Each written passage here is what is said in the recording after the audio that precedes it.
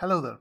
This is the second part of my old course 2D vector rendering using Inkscape that I'm uploading here to the channel.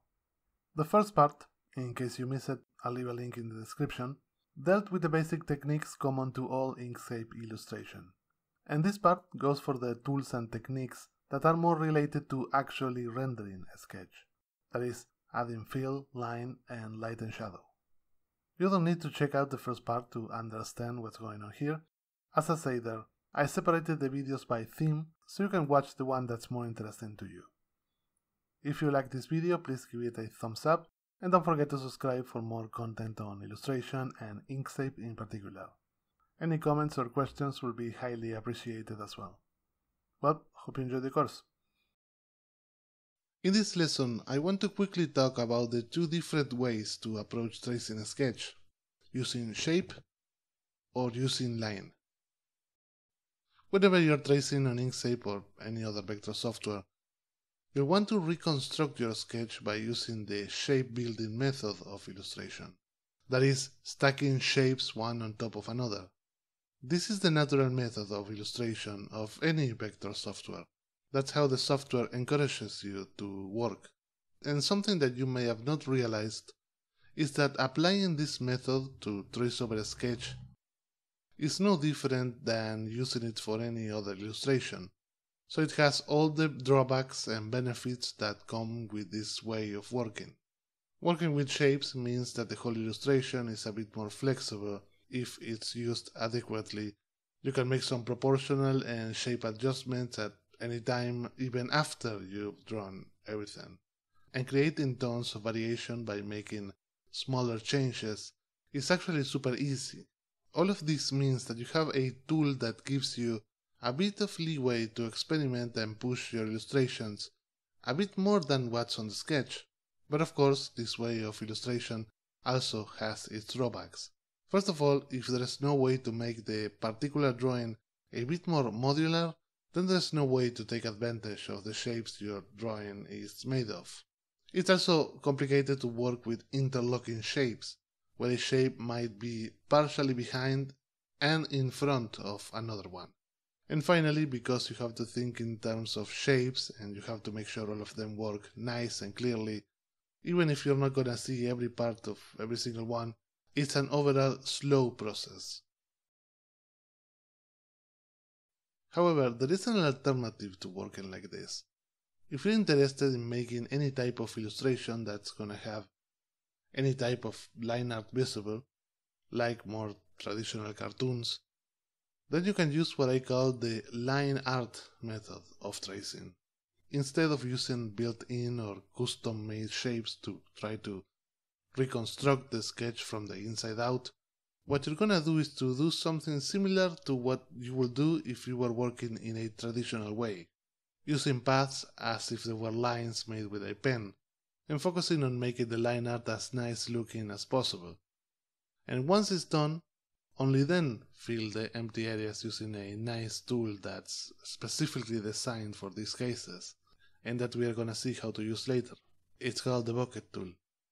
This method is way faster than the shape building vector way, because you only have to focus on the line art and nothing else. No need to juggle with interlocking shapes or complex areas. Any problem you may have can be solved by following the sketch closely and focusing on making the line art pretty. It's also super fast, since you don't have to worry about what's not being seen. This method also has its drawbacks, obviously. Since the line art is just that, lines, you cannot make any significant change in the proportions or shapes after it's been made. I mean, you can, but then you'll need to redraw all strokes that connect to the area where you made the change. So this way of working is like the opposite of the shape building method.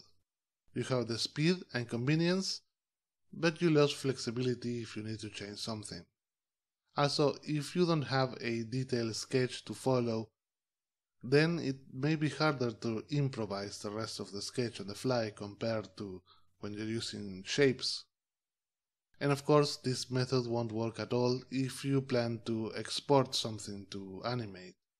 So why you can only do this if your illustration has line art? Well, it has to do with the way you fill the empty spaces and the bucket tool. We're gonna see more about that later on, but for now let's just say that the line art will also have the duty to control the imperfections of the fill. Now, I want to leave this very clear. It's not that it's not possible to create an illustration with no line art using this method. It's that it may be more trouble than it's worth, defeating the purpose of working like this. A very important thing I want to clarify here is that I'm not saying that if you happen to want an illustration with line art, you'll need to work with the line art method, and if you want it without it, you'll have to use the shape building method. The shape building method is the illustration method most vector software encourage, and that is the main method you'll be using. And yes, you can work with line art using this method as well, with very little problem. But the thing is that if everything fits, then working with the line art method can be a nice option that can save you a lot of time and headaches. In the previous lesson, I talked about the two methods of working, with line or with shape. Well, even if you choose to work with shapes, you're gonna have to deal with the lines sooner or later, maybe as a detail on an area or to represent certain elements like an eyebrow. You need to know how to handle the strokes so you can use them to make any lines. As I said before, in Inkscape there is no such thing as a line, only paths with stroke but no fill. This means that handling line is not as straightforward as you would think. So in this lesson I want to go over some of the basic operations regarding handling strokes, as well as some tips for creating and managing line art. And I want to start with that. A few quick tips on making the line art when you're tracing a sketch. These tips will relate to placing nodes, so they'll work for both methods. Since in both methods, you'll need to place nodes correctly to either make the line art or to make the shapes. As you may already have guessed, a vector shape can be made of a million different ways depending on the placement of the nodes. What I'm saying is that the same stroke can be achieved with completely different configuration of nodes. However, what you want is that those nodes describe the shapes in the most efficient way possible, mainly because you want to be able to adjust the shape later after it's been made. If the nodes are in the wrong place, it can be almost impossible to change or modify the shape. Luckily, there are a few rules of thumb at the moment of creating vector shapes that are general to all vector working, not just when tracing a sketch. The first golden rule when making a shape or line is that you want to use the absolute least possible amount of nodes necessary to get the shape that you want. The more nodes on a path, the harder it's gonna be to adjust that shape after it's been made. This is my process to build a shape with the least quantity of nodes. Corner nodes go on corners. Smooth nodes go on the apex of a curvature, and that includes curvatures that are to the side, like in this case. And that's about it. It's actually not that complex. If you can follow those rules, you never have too many nodes that get in the way. So now let's see an example of how to put these principles to practice. So here I have this super basic sketch. By the way, I made this entirely in Inkscape using the calligraphic tool. Let me know if you would like me to add a lesson on how to sketch directly into Inkscape for those who use pen tablets. Anyway, as you know, by default the pen tool places corner nodes that make these straight lines. So here's my little efficiency tip. Find each corner and place the nodes there. Worry about introducing the curvature once that you have the strokes in place. Handling and manipulating straight lines is way easier than handling curves. So I'm gonna try to trace as much as I can using straight lines. Okay, now that the strokes are in place, use the node tool to curve the straight sections into place. If you need more control, you can always use the handles to fine-tune the curvature. Like I said above, if a curvature follows after another curvature, then you'll need to use a smooth node in the apex. Another nice trick that you can do is to put a corner node in the apex where you know you'll need a smooth node later on. And then after you're done adjusting everything, use the smooth type button in the tool controls of the node tool to smooth the curvature. Then you'll most likely want to adjust the roundness with the handles. One thing you'll see me do all the time is to draw through other shapes and lines. You can always cut down the excess after, but by overextending a little, you give yourself some room to wiggle around the shapes if you need to adjust something later on. And those were some general tips for creating line art. But I want to remind you of a few specific operations and functionality that you're gonna have to be really familiar with every time you'll want to work with line. So here I have this 4-node stroke. If I delete any of the nodes from any of the two ends, either by using the delete shortcut or the button in the tool controls, this will shorten the stroke. However, if I delete any node or group of nodes that are not the two end nodes, what will happen is that those nodes are gonna disappear, and Inkscape will try to maintain as much as it can the curvature it had previously. Most of the time this is exactly the functionality that you want, so you can control the shape disposition of nodes. However, if you need to work on the line art, maybe cutting a short segment that goes behind another or something like that, then that won't do. The solution is this button over here that says delete segment. Just select 2 or more non-end nodes and click here, and this will remove the section of the stroke. You can only remove a segment between 2 nodes. So if you need to delete an arbitrary segment, just use the node tool to place 2 nodes where you want and then use this button to cut out that segment. One important thing to keep in mind is that while these 2 segments look like they are 2 separated objects, in reality they are not. They are still a single path, but made of 2 path islands. You can clearly see it if you grab the node tool and start moving it around. But what if you want the 2 islands to be 2 separated objects? 2 separated paths that you can move around and operate independent of each other. Well, there is a tool that allows you to separate path islands into separate objects. Just select the object and go to Path, Break Apart. And now they are 2 separated objects. Of course, if you have more than 2 path islands, this operation will create more than 2 objects. A similar function to the delete segments is the break path, this button over here. Though it's less common, it allows you to break the continuity of the stroke in the selected nodes. It's like the delete segments, but without having to remove a segment. You want to use these to create path islands that you can later on separate with the break apart command that we just saw. Now, why would you want to do this? Well, if you need a particular segment of the line to have a different style than the rest of the stroke, because Inkscape only allows 1 style per path, the only way to do this is by generating a new path. In real life, this is really important for creating line art with color. It is also possible to join nodes as well as combine 2 or more separated paths into a single shape. This is more unusual, but it has its uses. This is often used to clean up a bit a shape that was created with a Boolean operation.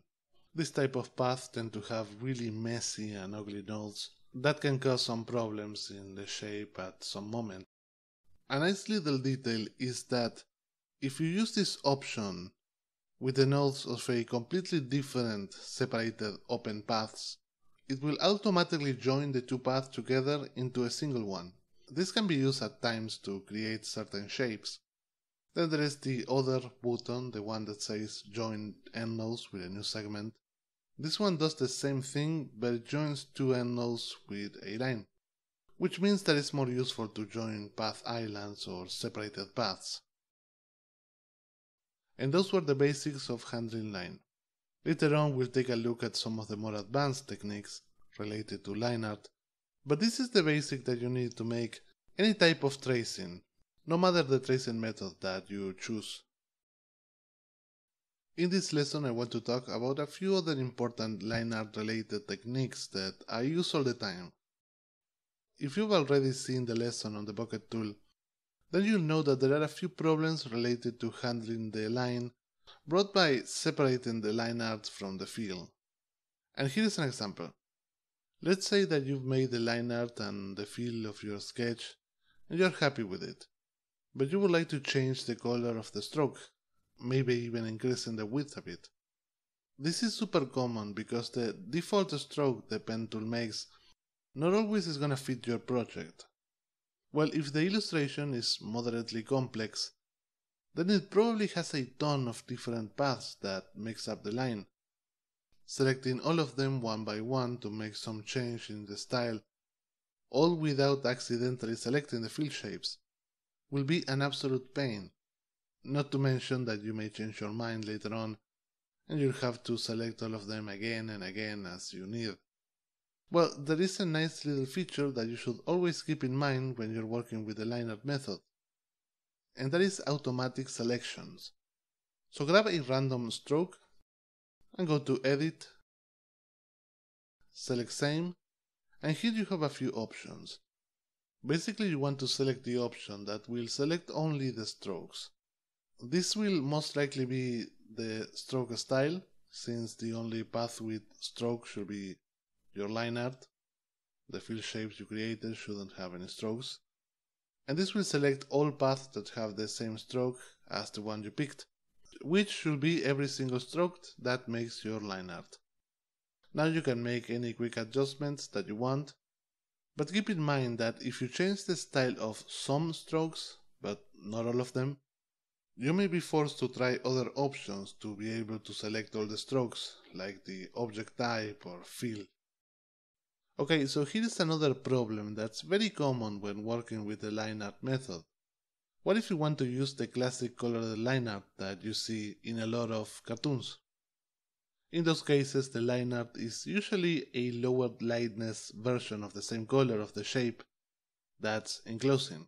So if the line art delineates a red scarf, for example, then that line should be a really dark red. This is easy to do when you're working with the shape method, where you can change the color of the stroke of the path to be of a lower lightness than the color of the fill. But in the line art method you cannot do that. If you remember from the line art basics lesson, there I mentioned that in Inkscape only separated paths can have different style. A stroke cannot have multiple colors for different sections. This means that unless the line art matches the enclosed areas, you won't be able to just select the stroke and give it the right color. Well, chances are that at the moment of making the line art, you didn't thought how each line divides each area. You just worried about making a nice looking line art. That's completely normal. That's the way you work with the line art method. And here is an example of my own.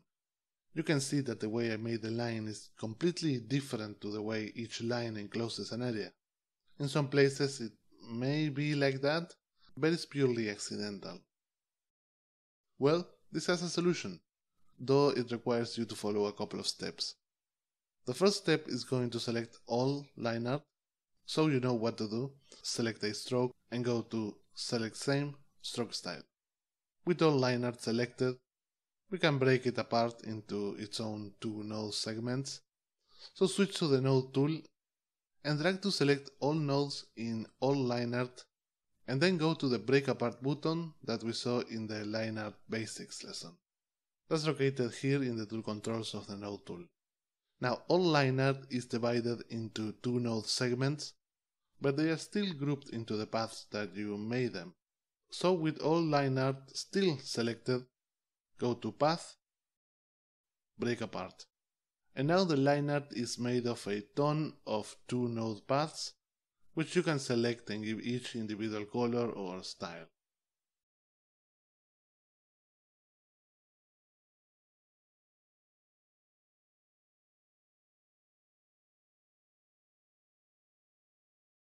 Okay, now I want to talk about one of the most common things to make when you're making a cartoon illustration, and also pretty much any type of illustration that requires some sort of presentation, and that is outlines.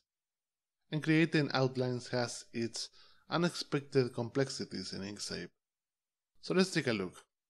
Here I have 3 ellipses, and if you want to create a single outline, maybe with a different weight that runs through the silhouette of all 3 shapes, you got to follow a simple 3-step process. First you need the shape of the silhouette to make the outline, obviously. So grab the 3 ellipses, duplicate them with Ctrl D, and now perform a union with them. Now you have the silhouette and you can do a couple of things to make the outline. First you could just remove the fill and there you go, you got your outline. But I strongly recommend you to move it behind all the shapes. Remember that when Inkscape creates a stroke, it places half of its weight going inside the shape and the other half going outside. So a 10 pixel stroke, in this case, will mean that 5 pixels of the border will be obscured by this outline. Well, an easy way to solve this is to always send this outline shape to the back of all the other shapes. This way you can set the stroke to be as thick as you want, without fear of eating away part of your illustration. And that's it. Now you control the outline by setting the weight in the fill and stroke dialog. Just remember that half of it is hidden, so you'll need to set it to twice the amount of the weight you want. A couple of notes here. First, because this method to create an outline relies on the union Boolean operation to create the silhouette that matches the illustration, this will only work if you have only paths in your illustration. If you have even a single group or clip, the Boolean union will fail or have some weird results, so keep that in mind. This type of techniques that rely in Boolean operations is the main reason why I always recommend you to use intersections rather than clips, and to use as few groups as possible. Great, outlines are really common in all type of illustration, but what happens if you have an illustration made with the line art method? In that case you have the line art being separated from the fill. Well, making an outline in the same way would be an enormous pain, since the fill shapes alone won't necessarily fill the silhouette in an acceptable way to make a nice clear outline. So I came up with a method that works fairly well, though it won't give you an outline as nice as the one made with the silhouette generated from the Boolean operations. But the upside is that you can use it with an illustration that has groups, clips, and everything else. It's a bit of a hack, so be warned. We're gonna use an option of the bucket tool to generate the silhouette we need. But first you need to know something about the canvas. If you go to File and open the Document Properties dialog, and go to where it says Background Color, you can change the background color to other than the default white. Here in the Color Selection mode, you also have this option to set the alpha of the color applied to the canvas. This may seem weird because it's obvious that the canvas has a single solid color, but the truth is that this option is here not to affect the way the canvas is showing, but for a couple of other options. For example, if you export an area of the canvas that shows the background, if the alpha is set to 0, the area that's showing, it's gonna be 100% transparent in the exported file. This is really useful just for that reason, but it also affects other tools that use or check for alpha in a color or object. The option that we're gonna set in the bucket tool is gonna differentiate areas based on its alpha. Now, select the bucket tool. By default, the Fill By dropdown should say Visible Colors. Switch to the option Alpha. And now, very important, I recommend you to change the threshold to something that fits your illustration better. Before, this option didn't matter that much because we were gonna hide the generated shape behind a stroke, but now we need it to be as close to the illustration as possible. 20 works for me in this case. Now zoom in as close as your window allows you and click inside. A new shape should be generated on top that roughly matches the illustration.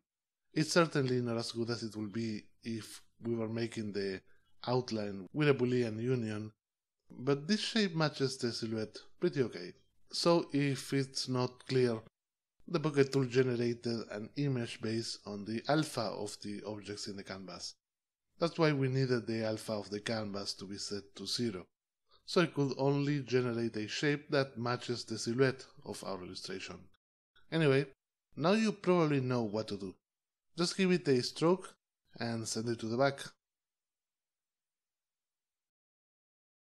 So that's all I got related to line art techniques. These were my personal techniques. If you see that you can achieve the same or better results with a different way, I would love to hear about it. For now, this is all I got. In this lesson, I want to talk about the bucket tool, probably the most important tool to let us add color to a line art only vector illustration. I've talked about this before, but in Inkscape there is no stroke only or line only object. If you make an open stroke with the pen tool, that's considered an open shape, which means that if you give it color, you'll clearly see that, as far as Inkscape is concerned, that stroke is just like any other path. That closes with a straight line at the end.